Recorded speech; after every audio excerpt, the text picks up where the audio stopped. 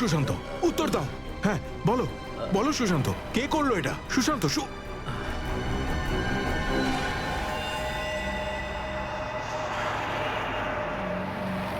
He is dead.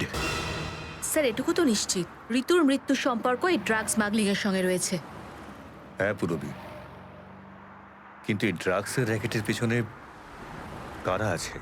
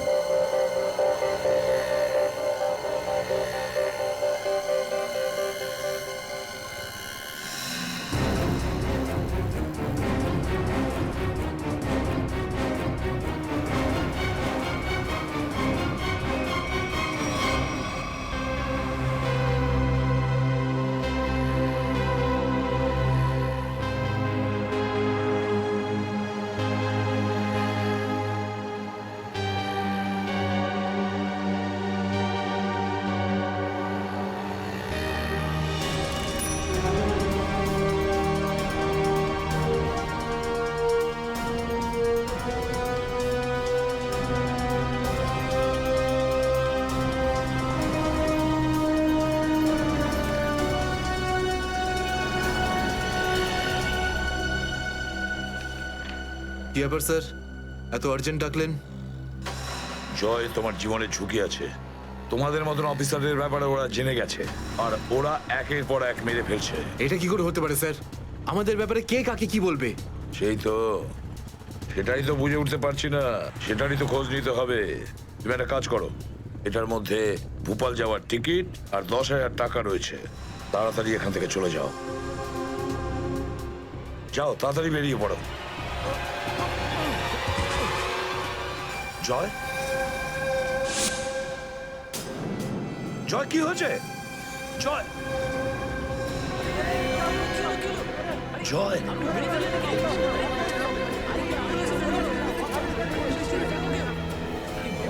My god!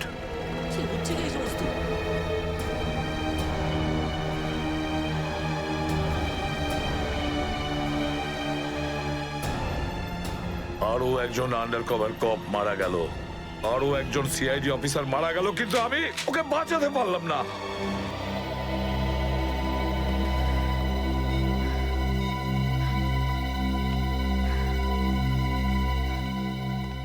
দয়া স্যারের ফোনটা কেন লাগছে না? শ্রেয়া, দয়া স্যারও ঠিক ফিরে আসবেন যেরকম অভিজিৎ স্যার এসেছেন। স্যার কিভাবে ফিরে আসবেন? আমরা তো এটাও জানি না যে দয়া স্যার কোথায় আছেন। স্যার নাইবা দয়া স্যারের খোঁজ পাওয়া যাচ্ছে, নাইবা এসিপি স্যারের। শ্রেয়া ওনারা সিআইডি অফিসার, এরকম অনেক সমস্যার সম্মুখীন হয়েছেন। যেখানেই থাকুক না কেন নিশ্চয়ই ভালো থাকবেন ওনারা। স্যার আপনি এমনটা কিভাবে বলতে পারেন? আপনি রক্ত দেখেছিলেন তো? কতটা রক্ত পড়েছিল বলুন তো ওখানে? আর ওই গুলিটা, যে গুলিটা দয়া স্যারের শরীর থেকে বেরিয়েছিল। হ্যাঁ শ্রেয়া, আমি সবকিছু দেখেছি, কিন্তু তার মানে এটা তো নয় যে যে সিআইডি অফিসাররা মারা যান না।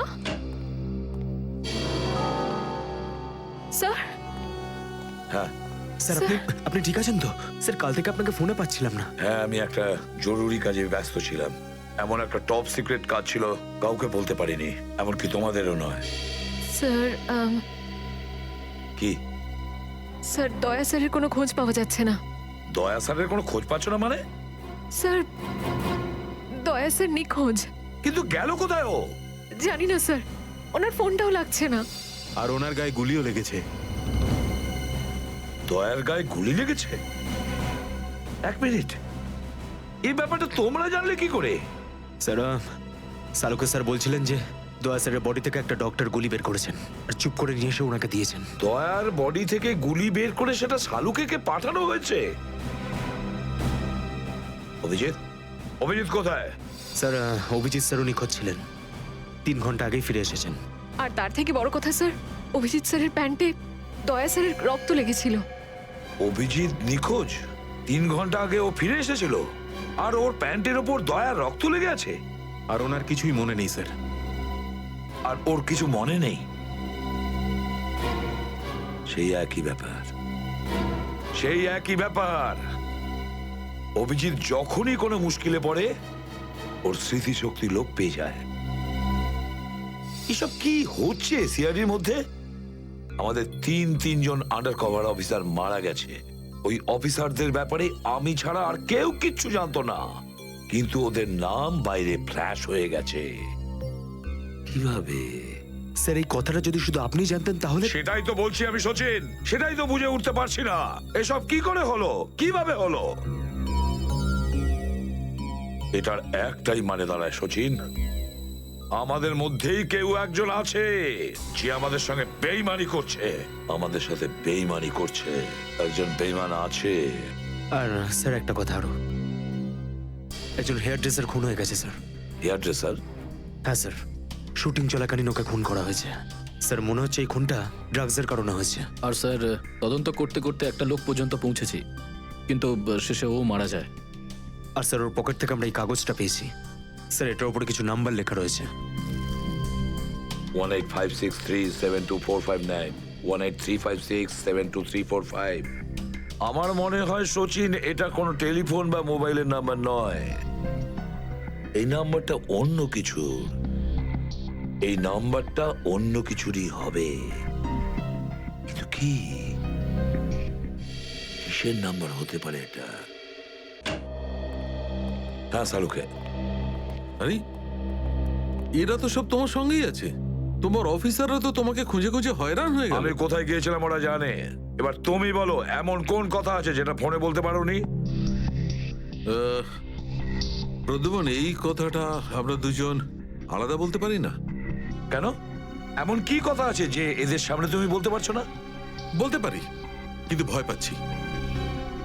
ভয় পাচ্ছি যে যে লোকটাকে এরা হিরো মনে করে, যারা তার মতো হতে চেষ্টা করে, স্বপ্ন দেখে, যাতে ও নিজে এই লোকেদের দৃষ্টিতে পড়ে না যায়। এসব ঘুরিয়ে ফিরিয়ে কথা বন্ধ করো সালুকে, পরিষ্কার করে বলো, আর সবার সামনে বলো।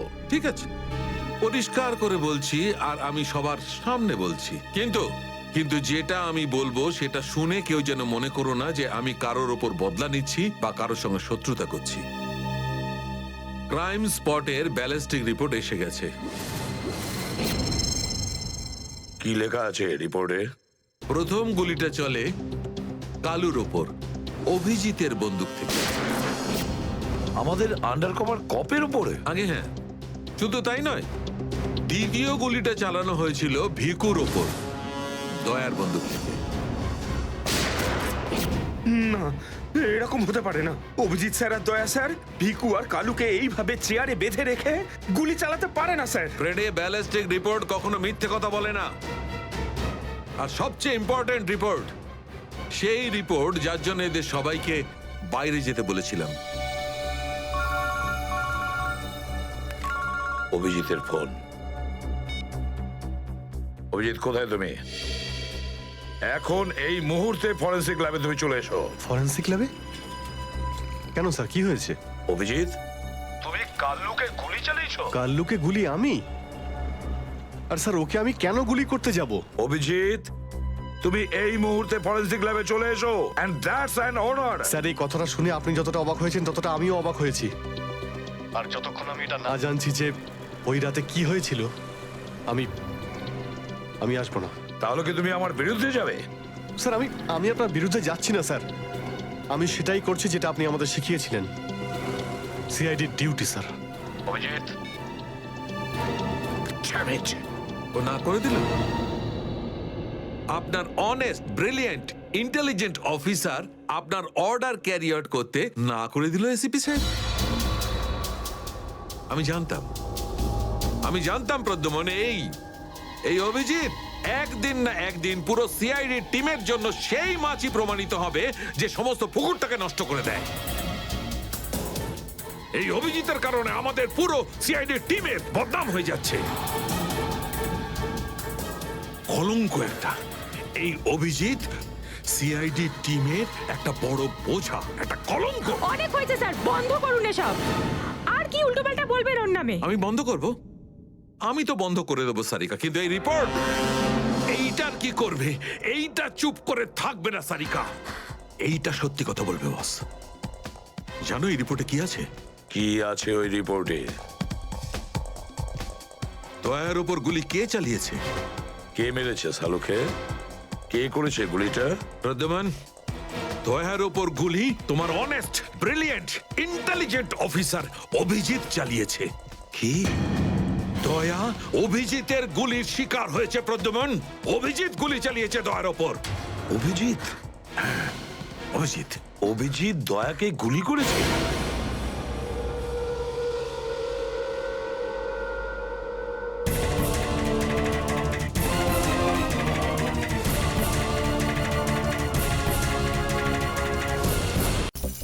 অপারেশন ডেভিঙ্গোর একটা বিশেষ ভূমিকা আছে এই মিশনে। আমাদের আন্ডারকভার কপস গ্যাংস্টার হয়ে ক্রাইম সিন্ডিকেটের গ্যাংয়ে ঢুকে পড়েছে। আরে প্যান্ট তুমি কোত্থেকে পেলে? কারণ ক্রাইম স্পটে আমি তো এরম কোনো প্যান্ট পাইনি। সিআইডি নিরাপরাধ অফিসার্সরা মারা পড়ছে, আর আপনার সাহায্যে আমরা তাদের বাঁচাতে পারি। এটা কি করে হতে পারে? দয়ার রক্ত আমার প্যান্টে? দয়ার প্রাণ বিপন্ন।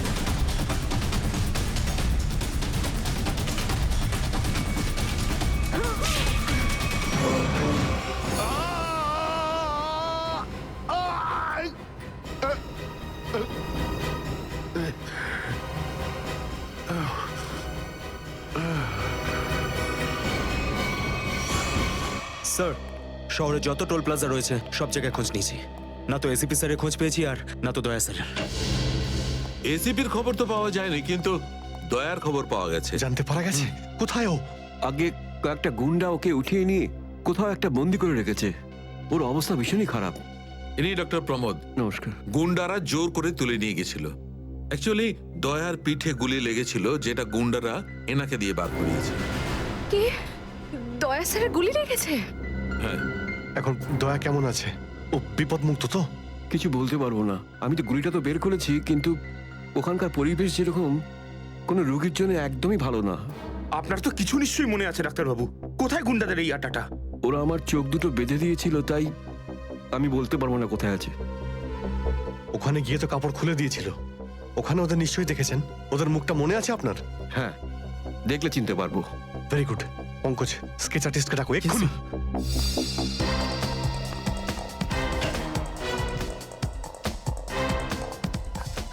অভিজিৎ, ওই আমি তোমার সাথে।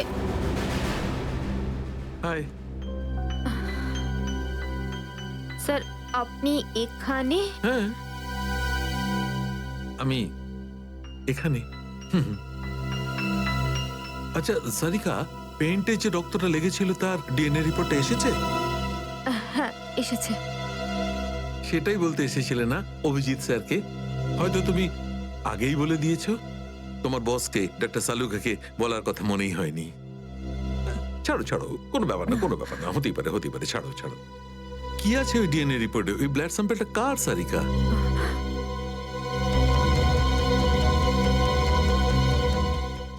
দয়া স্যারের। দয়ার? দয়ার? আচ্ছা, ওই প্যান্ট যার উপর এই রক্তটা লেগেছিল, ওই সেই প্যান্টটা কার?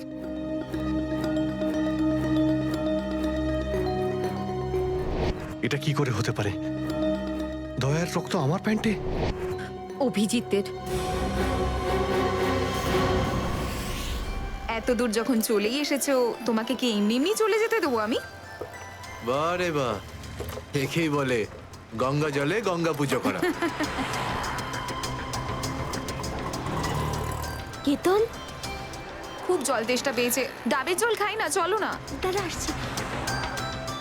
কেতন, আরে না না না, কেন? ছাড়ো। চলো না প্লিজ। কেতন, কেতন। বাকি শপিং না অন্য কোনো দিন করো, চলো বাড়ি যাই। না না, আমি এখনই শপিং করবো। অন্যদিন কেন? আরে বোঝার চেষ্টা করো না, আমার শরীর খারাপ। প্লিজ প্লিজ না, বোঝার না, চেষ্টা এক্ষুনি। করো। আমি বলছি প্লিজ না, এক্ষুনি। কথা শোনো আমার। কেতন, কি আপনি? কোথায় ছিলে তুমি কেতন? কে এটা? আমি কি করে জানবো? আমি চিনি না এনাকে। তুমি আমাকে চেনো না? নিজের সিমিকে চিনতে পারছো না কেতন? দেখুন দিদি, আপনি কিছু একটা ভুল করছেন। উনি কেতন নয়, উনি আমার স্বামী জয়। আমি আমার স্বামীকে চিনতে একটুও ভুল করিনি। এ আমার কেতনই। হয়তো আপনার স্বামীকেও ঠিক আমার মতনই দেখতে। আমার নাম তো জয়, জয় ধনকিশোর। এই দেখুন আমার ড্রাইভিং লাইসেন্স।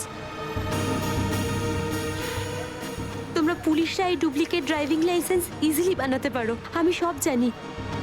কিন্তু তুমি এরকম কেন করছো? পুলিশ? দিদি উনি উনি পুলিশে চাকরি করেন না, উনি তো একজন মার্কেটিং ম্যানেজার। ইনি মার্কেটিং ম্যানেজার নন, আমার স্বামী একজন পুলিশ অফিসার। 6 বছর আগে একটা ডিউটির জন্য গেছিল আর আজ অবধি ফেরত আসেনি। 6 বছর আগে? হ্যাঁ। আপনাদের বিয়ে কবে হয়েছে? 5 বছর আগে। তুমি আমার উপর সন্দেহ করছো, তাও আবার একজন অপরিচিত মহিলার কথায়। চলো। কেতন, কেতন দাঁড়াও, কেতন।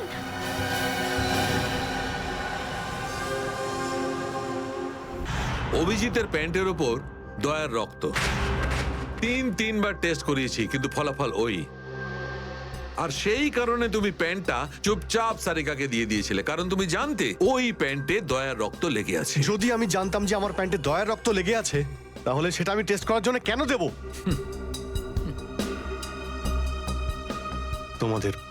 তোমাদের এটা মনে হচ্ছে না তো যে দয়ার এই অবস্থার জন্য আমি দায়ী? আচ্ছা ঠিক আছে, মেনে নিলাম। যদি তোমার কোনো দায় না থাকে তাহলে চুপচাপ তুমি সারিকাকে প্যান্টটা কেন দিলে? ওই প্যান্টটা তুমি ডাইরেক্ট আমাকেও দিতে পারতে। দিতে পারতাম স্যার, কিন্তু সব সময় আপনি আমার বিরুদ্ধে কথা বলেন। আমাকে ছোট করার কোনো সুযোগই আপনি ছাড়েন না। এই জন্য ওই প্যান্টটা আমি আপনাকে দিইনি। আর সেই কারণে সিনিয়র ইন্সপেক্টর অভিজিৎ, তুমি এটাও বলনি যে যখন দয়া আহত হয়েছিল তুমি নিজে সেখানে উপস্থিত ছিলে।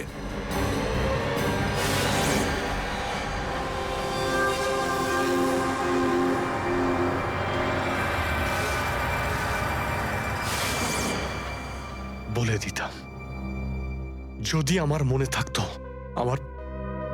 আমার এখনো কিছু মনে নেই যে ওই রাতে কি হয়েছিল। আপনার মনেই নেই যে ওই রাতে কি হয়েছিল? ডক্টর সালুকে আমরা অভিজিৎ স্যার আর দয়া স্যারের বন্ধুত্বের উদাহরণ দিই, আর আপনি ওনাদের উপরে এরকম অপবাদ দিচ্ছেন? হ্যাঁ স্যার, অভিজিৎ স্যার নিজের জীবন দিয়ে দেবেন, কিন্তু দয়া স্যারের ওপর একটা আঁচল লাগতে দেবেন না। ও আচ্ছা, চলো ঠিক আছে, মেনে নিচ্ছি। আমি আমার সমস্ত কথা ফিরিয়ে নিচ্ছি। I am sorry. আমি মেনে নিচ্ছি যে দয়া আজকে যে অবস্থায় আছে তার দায় অভিজিতের নয়, কিন্তু এই কথাটা আমি কিছুতেই মানবো না যে দয়া যখন আহত হয়েছিল তখন অভিজিৎ ওখানে ছিল আর ওর কিছুই মনে নেই। কিছু একটা ঘটনা অভিজিতের মাথায় নিশ্চয়ই ঢুকে গেছে, কিছু তো আছে। ইটস ইম্পসিবল, কিচ্ছু মনে নেই। ডক্টর সালুকে, আপনি আমার কাটা ঘায়ে আর নুন ছেটাবেন না। আপনি খুব ভালো মতোই জানেন যে আমার স্মৃতিশক্তি। জানি অভিজিৎ, আমাকে মনে করিয়ে দেওয়ার চেষ্টা করো না। আমি ভালো করে জানি অভিজিৎ, যখন সিনিয়র ইন্সপেক্টর অভিজিৎ কোনো প্রবলেমের মধ্যে পড়ে তখন ওর কাছে একটা মস্ত বড় হাতিয়ার আছে, ওর স্মৃতিশক্তি। প্লিজ সালুকে স্যার, আপনি অভিজিতের integrity. Hold on doctor Sarika, ইন্টিগ্রিটির পার্ট তুমি আমাকে পড়াতে এসো না। তুমি সিআইডির সবচেয়ে বড় নিয়ম ভেঙেছো, আমাদের কাছ থেকে এইরকম একটা বড় প্রমাণ লুকানোর। আন্ডারস্ট্যান্ড? ইন্টিগ্রিটি। স্যার, ওই দিন রাতের এমন কোনো কথা যেটা আপনার মনে আছে? যাই হোক,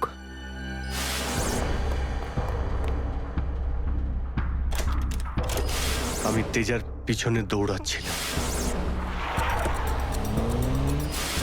ও দৌড়ে গিয়ে গাড়িতে ওঠে, আর তারপর কেউ ওকে গুলি করে আর গাড়ির বাইরে ফেলে দেয়।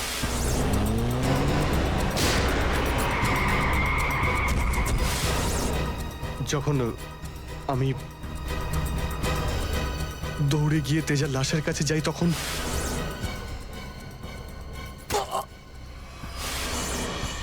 কেউ আমার ঘাড়ের কাছে কিছু একটা সূচের মতো। তারপর আমি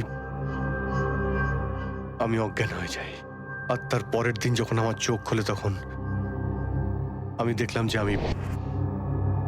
আমি রাস্তার পাশে পড়ে আছি। তার মধ্যে কি হয়েছে আমার কিচ্ছু মনে নেই। ঠিক আছে, কোনো ব্যাপার নয়। ওই রাতে এক্স্যাক্টলি কি হয়েছিল সেটা জানা যাবে এই গুলিটার মারফত। এটা সেই গুলিটা যেটা দয়ার পিঠ থেকে বার করেছিলেন ডক্টর প্রমোদ। আর এই গুলিটার ব্যালিস্টিক রিপোর্ট থেকেই বার করা যাবে যে আসলে এই গুলিটা কার কার বন্দুক থেকে ছোঁড়া হয়েছিল? Sarika, come with me. Doctor Pramod, এক মিনিট। আপনি স্কেচ বানাতে হেল্প করবেন, আর আমি আপনাকে কয়েকটা প্রশ্ন করতে চাই। হ্যাঁ, জিজ্ঞাসা করবো। ডক্টর প্রমোদ, আপনাকে ওই গুন্ডারা কোথা থেকে কিডন্যাপ করেছিল? প্রতাপনগর থেকে। আর তারপর তারপর আপনার চোখে কাপড় বেঁধে দেয়? আগে ওর পরে গাড়িতে বসে ওদের আড্ডায় নিয়ে যায়। আড্ডায়? আচ্ছা, আড্ডাতে পৌঁছাতে আপনার কতক্ষণ লেগেছিল মনে আছে? 40-45 মিনিট। 40-45 মিনিট? এটা ঠিক কটার সময়? রাত তখন এই 10:30টার মতন। রাত 10:30টা? ওই সময় তো প্রতাপনগরে খুব একটা ট্রাফিক থাকে না, রাস্তা ফাঁকাও থাকে। শ্রেয়া, শহরের ম্যাপটা নিয়ে এসো, আর সেই সব জায়গা লিস্ট বানাও যেখানে প্রতাপনগর থেকে যেতে 45 মিনিট সময় লাগে। শ্রেয়া, কি হলো? শহরের ম্যাপটা নিয়ে এসো তাড়াতাড়ি। সরি স্যার, আমার শরীরটা ভালো লাগছে না, এক্সকিউজ মি।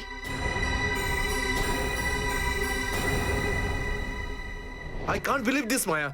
তুমি নিজের স্বামীর কথা বিশ্বাস করছো না, একজন অপরিচিত মহিলার কথা বিশ্বাস করছো তুমি। একটা মেয়ে অন্য একটা মেয়ের চোখের দিকে তাকালেই বুঝতে পারে যে সে সত্যি বলছে না মিথ্যে। আর ওর চোখে সত্যিটা ছিল, ওর চোখে জল মিথ্যে বলছিল না। মায়া, মায়া, তুমি ওর কথায় বিশ্বাস করছো চোখের জল দেখে, আর তুমি আমাকে সন্দেহ করছো। সত্যিটা বলো, বলো সত্যি করে যে কতগুলো বউ আছে তোমার, বলো আমাকে জয়। আরে আমি তো একটা সামলাতে পারছি না, আবার অন্য কোথায় আনবো? সে তো তোমার কপাল ভালো যে মার্কেটে আজ তোমার সত্যিটা জানতে পারলাম, না হলে সারা মায়া- জীবন আমি এটাই ভেবে যেতাম যে তুমি আমাকে ভালোবাসো। হ্যাঁ মায়া, এটা সত্যি যে আমি শুধুমাত্র তোমাকেই ভালোবাসি। মায়া, তাহলে বলছো না কেন নিজের ব্যাপারে সত্যিটা? নিজের অতীতের ব্যাপারে কেন বলো না আমাকে কিছু? মায়া, তুমি তো সব জানো আমার সম্পর্কে, যে আমার কেউ নেই কোনোদিন, আর তুমি ছাড়া আমার কে আছে বলো? আর তোমার কাজ? তুমি পুলিশে আছো নাকি মার্কেটিং ম্যানেজার? মার্কেটিং? মায়া, সব মিথ্যে। আমি তোমার অফিসে যেতে চাই। আমি কিছু জানি না, আমি তোমার অফিসে যেতে ঠিক চাই। আছে, ঠিক আছে, অফিস যেতে চাও? আমি সামনের সপ্তাহে তোমাকে আমার অফিসে নিয়ে যাবো। খুশি? কেন? পরের সপ্তাহে কেন? হ্যাঁ, কালকে কেন নয়? হ্যাঁ, বরং আমি তো বলবো যে কাল নয়, আজ, আজই যেতে চাই আমি তোমার মায়া, অফিসে। মায়া, মায়া, সন্দেহের একটা লিমিট থাকে মায়া।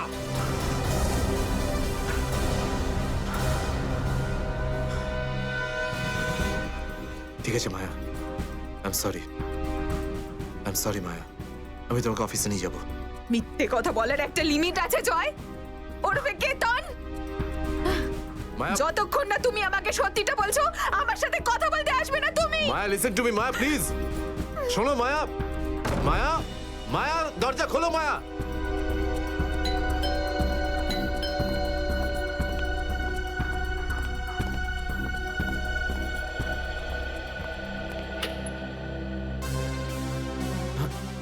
আপনি?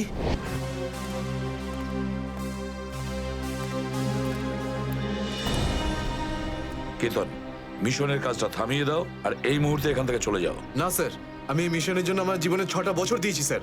স্যার প্লিজ স্যার, আপনি মিশনটা আটকাতে পারেন না স্যার। আমি এই মিশনটা কমপ্লিট করা খুব তুমি কাছাকাছি। বুঝতে পারছো না কেন কেতন? তোমার জীবন কতটা বিপন্ন তুমি জানো? আর তাছাড়া আমি অন্যান্য অফিসারদের এইভাবে মরে যেতে দেবো না। 4টের সময় গোলমা বাস স্ট্যান্ডে অপেক্ষা করবে, that's an order. Sir, sir please sir, sir please. Sir, সব মিলিয়ে 4টে এমন জায়গা রয়েছে যেটা প্রতাপনগর থেকে 45 মিনিটের দূরত্বে রয়েছে। এটা হচ্ছে ভিকে রোড, যেখানে কল সেন্টার্স আর অফিসগুলো রয়েছে। এটা সেই জায়গাটা হতে পারে না। আর এই পশ্চিমে শ্যামনগর স্যার, এখানে বেশিরভাগ সব ফ্ল্যাট স্যার। ডক্টর প্রমোদ, আপনার ঠিক মনে আছে যেখানে আপনাকে নিয়ে গেছিল সেই জায়গাটা বাংলো বা ফ্ল্যাট ছিল না? হ্যাঁ, পুরনো কোনো এলাকায়। এখন তাহলে বাকি রইল সাউথ আর ইস্ট। এই সাউথের দিকে চিত্রকূটনগর আর ইস্টে বিদ্যাধরনগর। চিত্রকূটনগরে তো অনেক দোকান রয়েছে, আর বিদ্যাধরনগর এখানে তো অনেক স্টুডিও রয়েছে, ফিল্মের শুটিং হয় এখানে। আরে শ্রেয়া, আচ্ছা এখন তোমার শরীর কেমন আছে? আমি ঠিক আছি স্যার, থ্যাংক ইউ। শ্রেয়া, চাইলে তুমি বাড়ি গিয়ে বিশ্রাম নিতে পারো, ততক্ষণ আমরা এসব খোঁজ নিচ্ছি। না স্যার, যতক্ষণ দয়া স্যার আর এসিপি স্যারের খোঁজ পাওয়া যাচ্ছে না, আমার শান্তি হবে না। ওকে, ঠিক আছে। মানে দয়া হয় বিদ্যাধরনগরে, না হলে চিত্রকূটনগরে আছে। ডক্টর প্রমোদ আপনাকে যেখানে নিয়ে গেছিল আশপাশ থেকে সেখানে কি কোনো শব্দ আসছিল? আপনি কিছু শুনেছিলেন ওখানে? হ্যাঁ, একটা গান বারবার শোনা যাচ্ছিল। মানে বলতে চাই, প্রত্যেক আধ ঘন্টা পর ওই গানটাই শুনছিলাম। তার মানে আশেপাশে কোথাও ফিল্মের শুটিং চলছিল, মানে বিদ্যাধরনগর। বিদ্যাধরনগর, কারেক্ট। ফিল্মের সব স্টুডিও ওখানেই আছে। এটা খোঁজ নাও যে বিদ্যাধরনগরে কোন স্টুডিও আছে যেখানে এই গানটার শুটিং চলছিল। দেখো রে নয়ন মেলে জগতের বাহার, জগতের বাহার। ওটো টো টো টো, সকাল হয়ে গেছে, স্কুল যাওয়ার সময় হয়ে গেছে। ভালো বাবু, সোনা বাবু, ওঠো। কারা তোমরা? সিআইডি দের শত্রু আর অপরাধীদের বন্ধু। দেখো দেখো দেখো দেখো দেখো দেখো কেমন করে ছটফট করছে, দেখো খাঁচায় বন্দি সিংহের মতন ছটফট ছটফট ছটফট ছটফট ছটফট। একবার শুধু শেকলটা খুলে দে, তারপর দেখ তোদের কি অবস্থা করি। না না না না না, আমরা কি মরতে চাই নাকি যে তোমার হাত খুলে দেবো? আরে আমরা তো শুধু এটা বলতে এসেছিলাম যে তোমার সাথে সাথে তোমার পুরো সিআইডি টিমের এবার সর্বনাশ হতে চলেছে। সর্বনাশ। অনেক দেখেছি তোদের মতন সিআইডির সর্বনাশ করার লোক। আজ তারা কোথায় আছে কেউ সেটা জানে না। তুমি আমাদের এতটা বোকা আর দুর্বল ভাবতে যেও না, কারণ আমাদের বস এত চালাক, এতটাই চালাক যে সিআইডির ছায়াও ওর কাছে পৌঁছাতে পারবে না। আমার কথা শোন, গিয়ে তোর বসকে বলে দে কাউন্ট ডাউন শুরু করে দেয় যেন ও বাঁচবে না আর, বাঁচবে না আরো। কি ব্যাপার তোমাদের ভাই, তোমাদের এই সিআইডি অফিসারদের এই ব্যাপারটা আমার দারুণ ভালো লাগে। মৃত্যুর মুখে বসেও ডায়লগ মারতে ছাড়ো না তোমরা। দয়া, তোমার সঙ্গে দেখা করে খুব ভালো লাগলো। Good bye.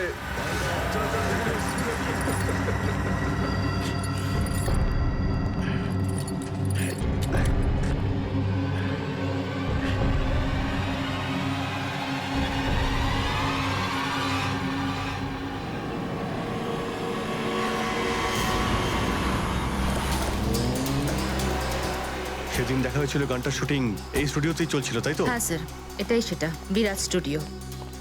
দয়াকে এখানেই হয়তো কোথাও রেখেছে।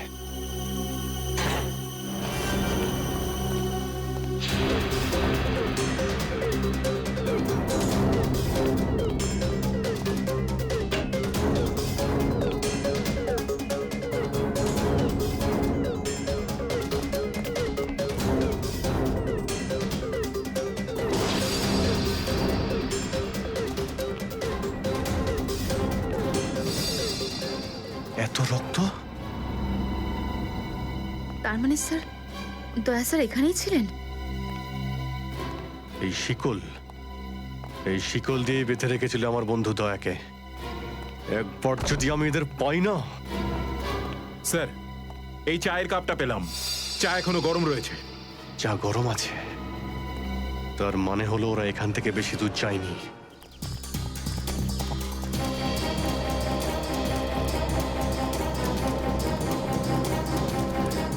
স্যার মনে হচ্ছে এখানে কিছু হয়েছে।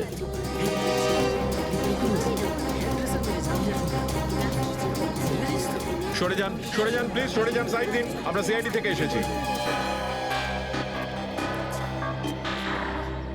স্যার দেখুন না, কেউ ঋতুকে খুন করে ফেলেছে। কি করে হলো এইসব? বলতে পারবো না স্যার, আমরা সবাই শুটিং এ ব্যস্ত ছিলাম তো হঠাৎ গুলি চালাবার আওয়াজ পেলাম, আর এখানে এসে দেখলাম এই মরে আছে। কতক্ষণ আগে চলেছিল গুলি? স্যার এই ধরুন আধ ঘন্টা আগে। স্যার আমরা লোকাল পুলিশকেও ইনফর্ম করে দিয়েছি স্যার। ঠিক আছে, আপনারা একটু এখান থেকে পিছিয়ে যান একটু।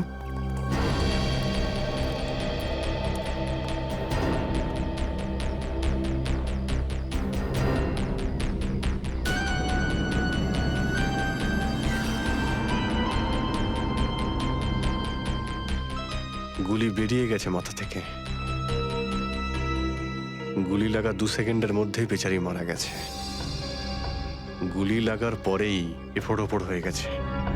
একটু চেক করো আশেপাশে, দেখো গুলি এই ডিরেকশনে কোথাও পাও কিনা।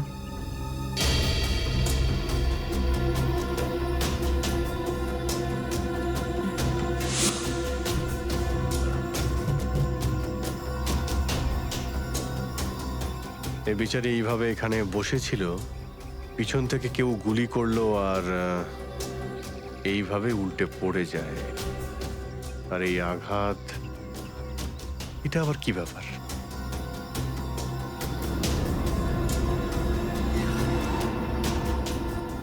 উইক পড়েছিল মেয়েটা।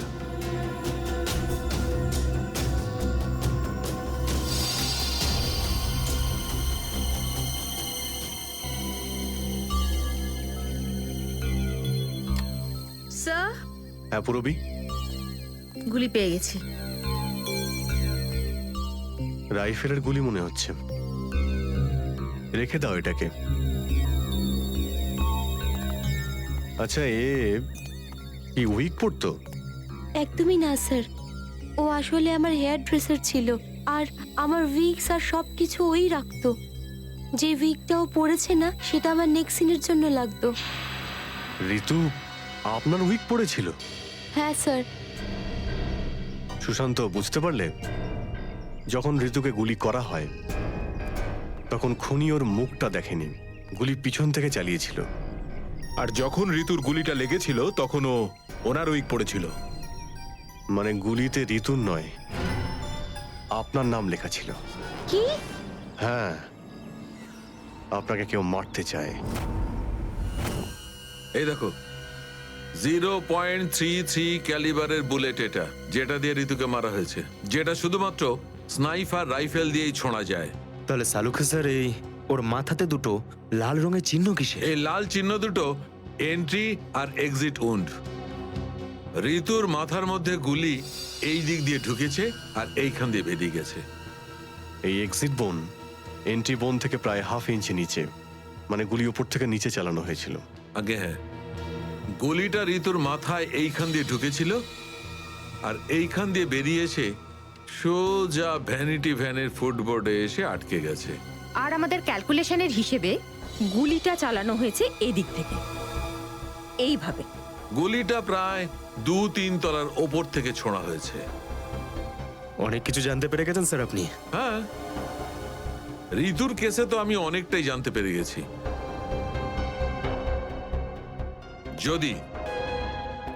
যদি আমি এইটা জানতে পারতাম যে দয়া আর আমার অন্যান্য অফিসারদের মধ্যে কি হয়েছিল, কিন্তু আফসোস, যে লোকটি এই কথাটা বলতে পারতো সে বলতেই চাইছে না। আপনি কি বলতে চাইছেন যে আমি কি বলছি না? মনে থাকলে তো বলবো। আপনি সবসময় আমার বিরুদ্ধে বাজে অভিযোগ করেন। না অভিজিৎ, সালুকে কারোর ওপর কখনো বাজে অভিযোগ করে না। ডক্টর সালুকে প্লিজ, আপনি কি please? Please sir, Saluke sir please. আমরা কি এখন শুধুমাত্র ঋতুর কেসটা নিয়ে কথা বলতে পারি? ঋতুর কেসে আমি যতটা জানতে পেরেছি আমি সবটাই বলে দিয়েছি।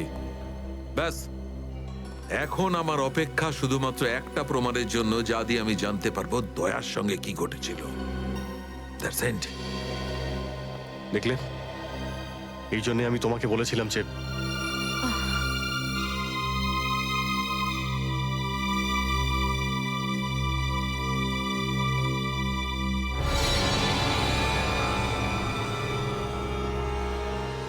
Sharp shooter.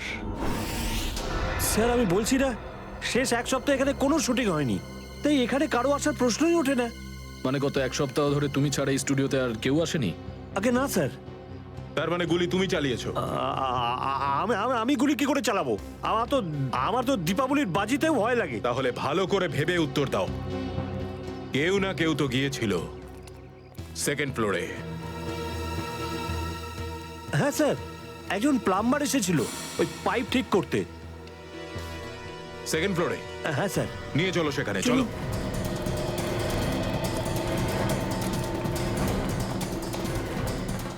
কোন দিকে? এই দিকে।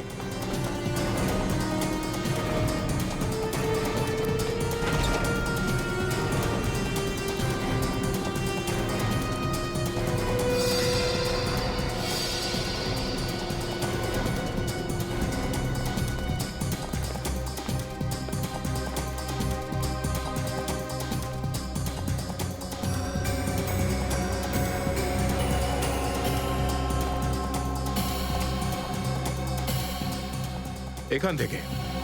ঋতু ওখানে ছিল আর শার্প শুটার গুলি সম্ভবত এখান থেকেই চালিয়েছে।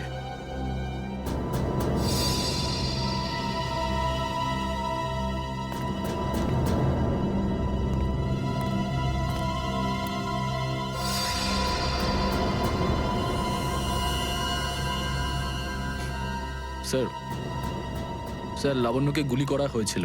এই হলো ওই গুলিটার শেল। তুমি স্যার স্যার এতে আমার কোনো দোষ নেই স্যার। স্যার প্লিজ আমার বিরুদ্ধে কোনো কমপ্লেন করবেন না, আমার চাকরি চলে যাবে, প্লিজ প্লিজ। ভয় পেও না। আচ্ছা আমাকে এটা বলো, ওই প্লাম্বারের মুখটা দেখেছিলে তুমি? স্কেচ বানাতে পারবে? স্যার আসলে কি বলুন তো, আমি না চশমা ছাড়া কিছু দেখতে পাই না। আর ও যখন এসেছিল তখন আমার চশমা কোথাও হারিয়ে গিয়েছিল, আর আমি চশমাটাই খুঁজছিলাম। এই লাবণ্যর কোনো না কোনো শত্রু তো নিশ্চয়ই আছে, নইলে কেউ ওকে মারার চেষ্টা কেন করবে? এই লাবণ্য ঠিকুজি বের করেছি স্যার, ওর কারোর সাথে কোনো শত্রুতা ছিল না। হ্যাঁ স্যার, ফ্লপ হচ্ছিল ওর সব ফিল্ম। তাহলে এরকমও হতে পারে না যে অন্য কোনো অভিনেত্রী হিংসা বা ঈর্ষার কারণে ওকে মারার চেষ্টা করে থাকবে। লাবণ্য খুব বড় লোক নয় যে টাকা পয়সার জন্য ওর উপরে কেউ হামলা করবে। স্যার হতে পারে সত্যি এই গুলিটা ঋতুর উপরে চালানো হয়েছে, লাবণ্যের উপর নয়। আচ্ছা তোমরা কি ঋতুর ব্যাপারে ইনফরমেশন বের করেছো? হ্যাঁ স্যার, ঋতুরও কারোর সাথে কোনো শত্রুতা ছিল না। এমন কোনো না কোনো ব্যাপার আছে যা আমরা ঠিকমতো দেখতে পাচ্ছি না। এই লাবণ্যের যে আর্টিকেলগুলো আমরা পেয়েছি এর মধ্যে কোনো না কোনো ব্যাপার নিশ্চয়ই আমরা পাবো যার সঙ্গে কেসের কোনো না কোনো সম্পর্ক আছে। স্যার স্যার এটা 3 দিন পুরনো পেপার। এতে নিউজ আছে যে লাবণ্য জিনিসপত্র চুরি হয়েছিল ব্লু ইভ রিসর্ট থেকে। লাবণ্যের জিনিসপত্র চুরি হয়েছিল ব্লু ইভ রিসর্ট থেকে?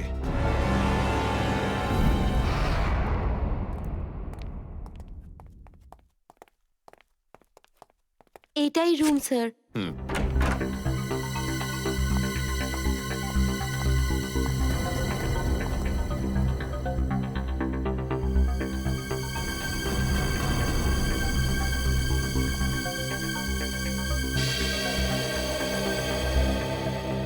এই ঘর থেকেই আপনার জিনিসপত্র চুরি হয়েছিল?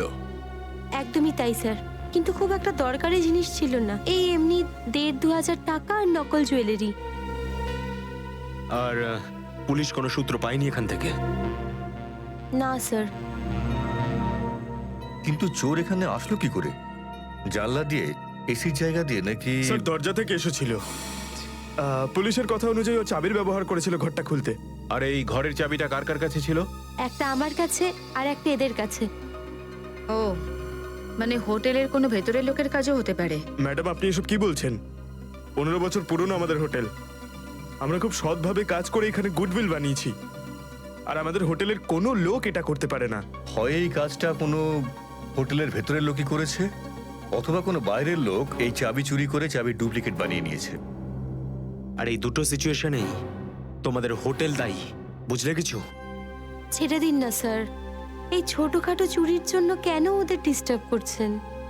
লাবণ্য দেবী, এই জিজ্ঞাসাবাদ আমরা আপনার জিনিসপত্রের জন্য করছি না, বরং এটা তাকে ধরার জন্য করছি যে আপনাকে মারতে চাইছে। কারণ আমাদের মনে হয় যে এই চুরির সম্পর্কের সাথে আপনার উপর প্রাণঘাতী হামলার সাথে থেকে থাকতে পারে। সেই কারণে একটু ঠিক করে মনে করে বলুন, আর কোনো বিশেষ জিনিস বা কোনো দামি জিনিস যেটা চুরি হয়েছে? হ্যাঁ, আমার তো না, কিন্তু আমার হেয়ার ড্রেসার ঋতুর জিনিস চুরি হয়েছিল। আর তারপর ওর হঠাৎ করে মুড অফ হয়ে গেছিল আর ও খুব কাঁদছিল। এমন কি জিনিস চুরি হয়েছিল ওর? একটা অদ্ভুত শোপিস ছিল। শোপিস? হ্যাঁ, আমিও অবাক হয়েছিলাম ভেবে যে একটা শোপিসের জন্য এত ভেঙে পড়ার কি আছে। আর আমি ওকে বলেও ছিলাম যে আমি ওকে একটা নতুন শোপিস এনে দেবো, কিন্তু হয়তো ওই শোপিসটা ওর জন্য খুব দামি ছিল। খুব দামি শোপিস ছিল? না না, ওই ট্রিপোলিয়াম বাজারে যে চাইনিজ শোপিসের দোকানগুলো আছে না, সেখান থেকেই নিয়েছিল। ওই হবে 700-800 টাকার মতো। ত্রিপোলিয়া বাজারে চাইনিজ জিনিসপত্রের দোকান?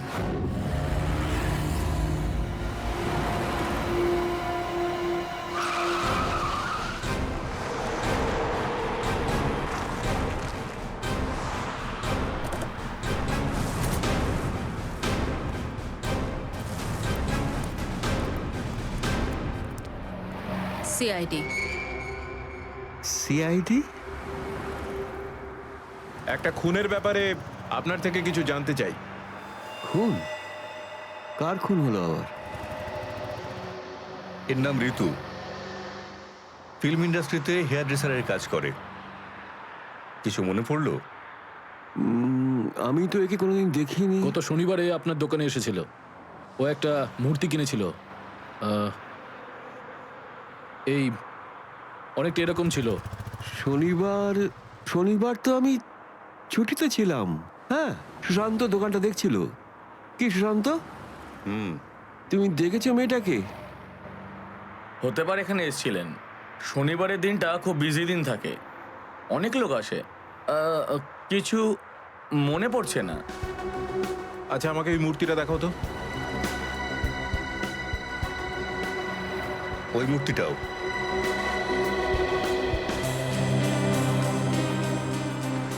এরকম আর কটা পিস আছে আপনার দোকানে?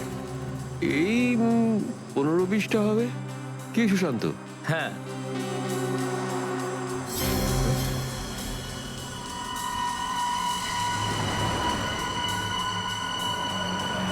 ওখানে ওই দুটো বক্সে ক্রস চিহ্ন দেওয়া কেন? আরে আরে ওটা তো ডিফেক্টিভ পিস। এগুলো ফ্যাক্টরিতে রিটার্ন যাবে, আপনার কোনো কাজে আসবে না। সেটা এক্ষুনি জানতে পারা যাবে। দেখাও ওটাকে,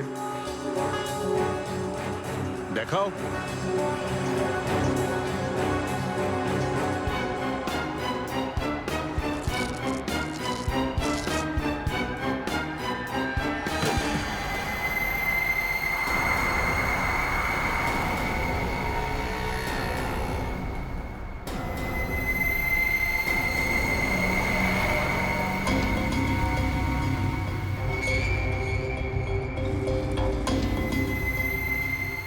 তো এসব ড্রাগসের ব্যাপার।